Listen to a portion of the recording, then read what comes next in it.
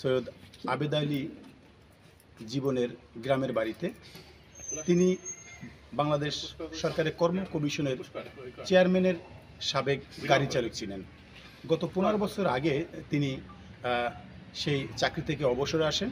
ইতিমধ্যে তিনি বিভিন্ন এলাকায় ঢাকাসহ তার গ্রামের বাড়িসহ অঢেল সম্পত্তির মালিক হওয়ায় তিনি সামাজিক যোগাযোগ মাধ্যমে বিভিন্ন প্রিন্ট ইলেকট্রনিক্স মিডিয়ার মাধ্যমে তার বিরুদ্ধে দুর্নীতির অভিযোগে কিছুটা প্রমাণিত হয়েছে। তিনি গত কয়েকদিন আগে প্রশ্নপত্র ফাঁসের ঘটনায় তিনি মাস্টার মাইন্ড যে চক্র ছিল সেই চক্রের সাথে তিনি একজন সদস্য হিসাবে পরিচিত হয়েছেন। ইতিমধ্যে তিনি গ্রেপ্তারও হয়েছেন।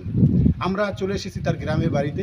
আসলে এখানে সাধারণ জনগণের সাথে কথা বলবো, আসলে তারা কি বলেন, শুনি তাদের কথা। কি চান?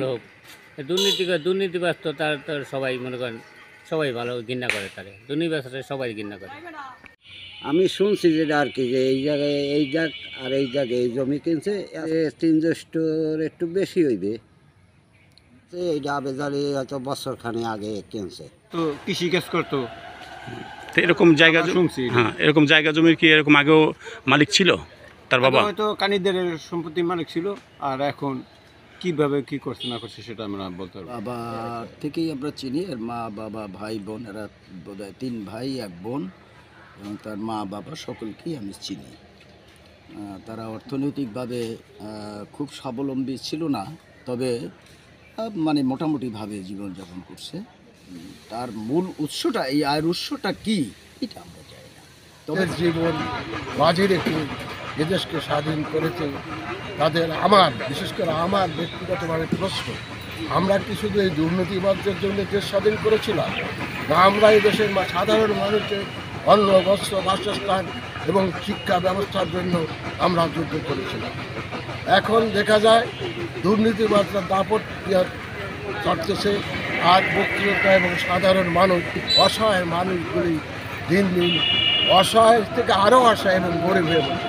দ্রব্যমূল্য ঊর্ধ্বগতির কারণে অনেকেই এখন মরিচ এবং নিত্য প্রয়োজনীয় খাওয়া বাদ।